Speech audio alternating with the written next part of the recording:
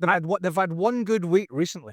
That was Real Madrid, Aston Villa, yeah, and Real Madrid, right? And then off the back of that, they got walloped by Man City, and they've just been walloped by Nottingham Forest. Could have been 4, might even have been 5 by Forest. That tells you that little 4 or 5 day window that they had was just a blip. It was an anomaly. He hasn't got the answers. Yeah. He can't find the answers. He was asked multiple questions after the game, which I know he's not going to come out and spill the beans. But he's who's his best striker? Is it Isak?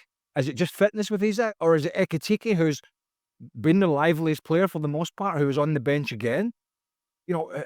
Who's the best? Even Van Dijk, if you watch Van Dijk at times during this game, he's walking around the second half shaking his head. He's part of the blame. It's not everybody else. He's part of it. You watch him for Holland against Poland in Warsaw a week or so ago. He wasn't great then either. So, there's when you're that's before we get to Mo Salah, who's not had a great start to the season, obviously. So when your star players are struggling, Konate, Van Dijk, and others, then how do you expect the less experienced ones like Kerkez and others, and obviously Szoboszlai's playing right back? So, but even at that, I'm surprised by today's performance. See, I thought that even though they've been struggling, I still thought there'd been more about Liverpool. It's almost akin to what we saw, not from a footballing perspective, but when we saw Eric Ten Hag's Man United lose a goal.